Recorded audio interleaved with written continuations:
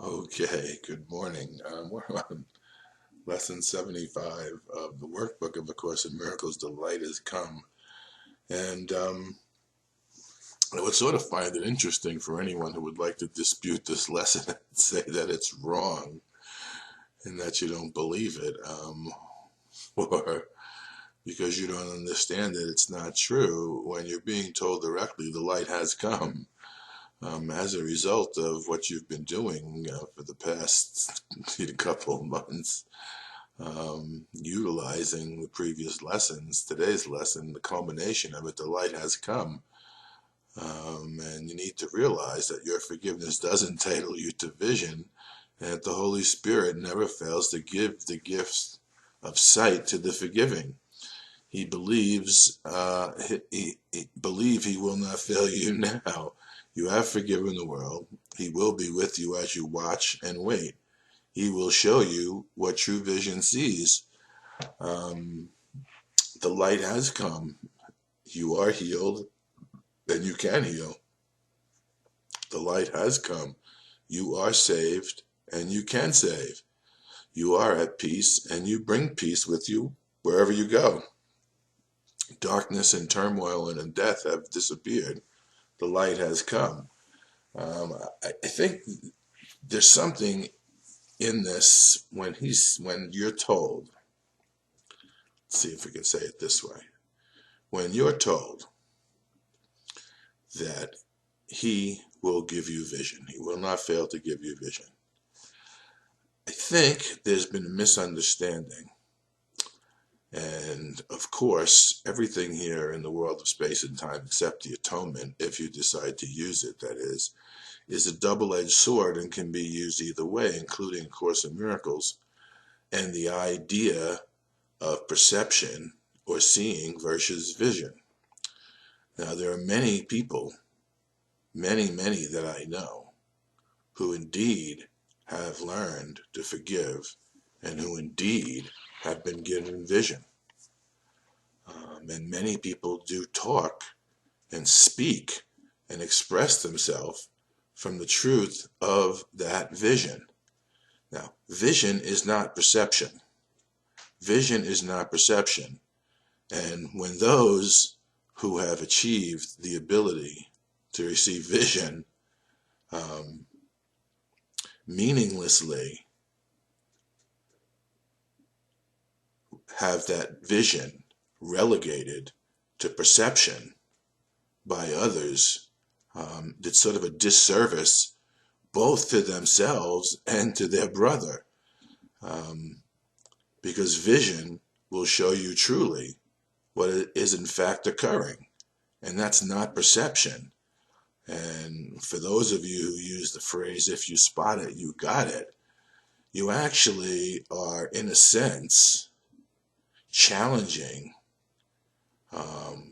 a brother's vision simply because you don't like what you think he's expressing and have relegated it to perception. But what you don't seem to understand, what people don't seem to understand is when you do that, you're actually reinforcing the lack of truth that would occur through the utilization and the ability for the Holy Spirit to give you vision. That's the double-edged sword that the Course has been begun to be utilized in these sort of intellectual debates rather than open-minded discussions as to how these lessons are being experienced and utilized and how we utilize the Holy Spirit in the world of space and time. The light has come. Today we celebrate the happy ending to your long dream of disaster. There are no dark dreams now. Now, why anyone would not want that to be true, why anyone would sit there and dispute the words of Jesus simply because you may not feel that's true when you've been told and experienced yourself that your feelings are meaninglessly and wrongly interpreted by the ego as an indication and verification of the unreality rather than utilizing them to learn of what reality actually is. So I wouldn't be questioning the fact that this lesson is telling you that light has come, I have forgiven the world. I wouldn't be questioning this lesson based on your utilization of continuing meaningless symptoms that you continue to interpret wrongly and use against yourself. And that's the whole nature of what the ego does. It's trying to use everything against your healing, against the fact that indeed the light has come, and indeed you are healed, you are whole, and you are perfect, in order to continue its existence in your mind, because without your identification and acceptance of what it's telling you, it has no ability to operate or control you or have power over anything whatsoever. So it's an interesting dilemma that many of you are suffering from in your own mind, and it's a meaningless dilemma. But I assure you that the light has come. You are healed, you can heal. You are whole, you are saved, and you can save. And your ability to save will show you that you're saved, and your ability to heal will show you that you're healed. So it's just funny how we're given this incredible, I don't know what you want to call it, this incredible masterpiece from the healed mind of our elder brother Jesus, and it becomes utilized by the ego to dispute the very purpose and negate the expression that's being given to you in the Course itself. I really don't know what to make of it many times. And I don't know how many of you actually experience vision. I don't know how many of you actually learn and experience what forgiveness is, not as a concept, but as a realization, but as a recognition, as a utilization of the Holy Spirit within your mind to, in a sense, correct your errant perception and allow you to see both correctly and correctively. Now, it's still within the realm of perception, let's call it, because we're still operating within the world of space and time. But there is the idea expressed in the Course, and part of the purpose of the workbook is to undo the mistaken false perceptions that are brought about through identification with the ego and allow you to have true perception of the situations that you find yourself in, of yourself and your brothers. So when somebody says, oh, if you spot it, you got it, that's only your perception, that's merely a defense against the truth and the wholeness of your own mind and their own mind itself. It's a judgment laid upon themselves. It's just more resistance, but it's resistance, that's being expressed by utilization of a teaching that's designed to help you understand what the resistance is all about and why you continue to resist. I mean, why would you resist salvation? Why would you resist healing? Why would you resist the light if it's already come?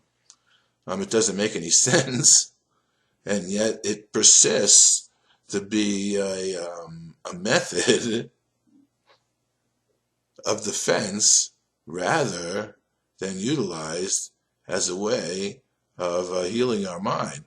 Not so we have a better and brighter future, but so that we no longer require space-time existence and therefore a future, because our past is rolling up in back of us, and we begin to understand that in the healing of our own hearts and mind, we're healing our hearts and mind in order not to continue in space and time in an elongation or a longevity, but to learn of the truth of who we are in reality and wrap up the necessity for there to be a dream of space and time where a future can exist at all.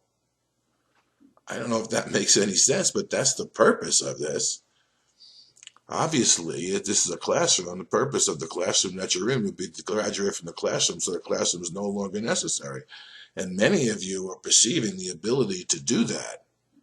And those who are, the energy of that perception, the energy of the recognition of the ability for that to be accomplished in your own mind. Even perchance if you don't think you've necessarily forgiven enough, the fact that you can see that as your way out, the fact that you can see this as your whole way out, somewhere in the Course it says, whatever you can see, you can make manifest, and that's been the history of man and mankind. We start out as things being flat, then we go and we make a wheel so we get there faster, and then we begin to perceive infinity because fast in time is meaningless to get to the end of time. The idea that you're fast in time, and Jesus calls it first in time, is meaningless. First in eternity is everything. So I mean, the entirety of the nature of A Course in Miracles is designed to bring about the non-necessity for you to utilize space and time as a classroom for learning, so that the ideas that we've made and use as the images that project the entirety of consciousness as the domain of the ego, wherein which we think we're kept prison, we can free ourselves and our brothers and return to our natural state of divinity, wherein which wholeness and perfection and the reality of our soul and the communion of souls in the love of the Father and the expression of his eternal abundance is a hell of a whole lot better prospect for you than a future in space and time where you think at some other point in time you're going to achieve enlightenment because you don't think you're that now. That's the problem. That's not the solution. And the interesting fact that the whole idea that you think the solution is enlightenment somewhere down the road is beginning to set up a continuum in an era of space and time where its enlightenment becomes a tradable commodity and available for simple exchange of the goods, just like everything else we've done in the past in space and time. And I'm here to tell you that none of that is true, nor is it necessary. And of course, just like everything else that's been tried, it's certainly not going to work. Give up the world. It holds nothing that you want. It is merely a classroom that we learn to utilize as passerbys in order to learn lessons that allow us to rise up from it and out of it. That's what a miracle is. It's a vertical rise on a horizontal plane. I was talking to someone last night, and they asked me, what's a miracle? How does that work? And it's the same idea as if you're walking. And this is the whole evolution of man. Why we had a wheel to get to do this.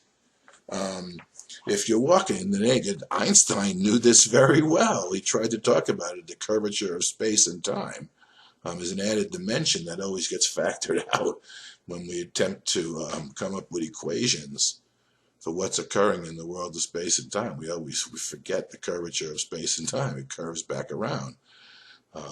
So if you're walking, and this is how the miracle works. If you wanted to get from point A to point B, and you're walking on a world, if it's all its solution is actually all around you, all you have to do is look at it correctly. If you're walking, I know you think you're walking on something flat, when in fact it's not even there. So it is flat in that sense. There's no dimension to the illusion. It's just an illusion of dimension. It's an illusion of curvature, but we can use the illusion to understand what's actually occurring too. So if you're walking, from point A to point B, and the nature of what you're walking on is this ball that's spinning in space. Well, as you're walking, the ball is spinning. So you can walk from point A to point B as the world is spinning, and it'll take you X amount of time. Or you can make a leap at point A and leap high enough so that the earth spins far enough so that when you come down in exactly the same spot that you leapt from, you're advanced in space and time and you've arrived at the destination that would have taken you previously by walking a longer period of time to get to. Now, we had a wheel that attempted to get us there faster, but the wheel presents the same problem as the idea of walking. So hence the new technology, the new way to travel, the new way to accomplish things is through the use of the miracle. It's a leap from the horizontal axis into a vertical ascent that raises you up and allows you in your re-entrance or landing on that horizontal axis to be further ahead in time and shorten the time that it took you to get there. It's a new technology. It's utilizing the mind to travel distances and experience changes that could have taken years and years and years, light years, to develop. Thousands of years, as Jesus says. It could take millions of years to try to do it the way you're doing it. But the miracle shortens the need for time because it shortens the time intervals that are required to learn lessons that previously man had taken, millions of years to learn, and still some of them haven't learned. Now, we could set up a new era of time based on the idea that enlightenment is something that can occur in exchange for something else, and somewhere down the road you can be enlightened, when the truth of the matter is that's the problem and not the solution. That's what we've been doing with everything. That's why only the atonement is said to be a single-edged sword that can't be used against yourself, but you have to decide to use it and accept it for yourself. Many of you have become willing to accept the atonement for yourself, and in moments of whatever desperation or in moments of true seeing that you'll never solve the problem the way you're attempting it, because every solution just brings about more problems, and we call that fragmentation, because you can't solve the problem in that manner, and you're giving up the attempt to solve the problem in the same old way that everyone's tried to solve the problem. In that instant, when you accept the atonement for yourself, the atonement has been accepted. And now, as this says, the light has come.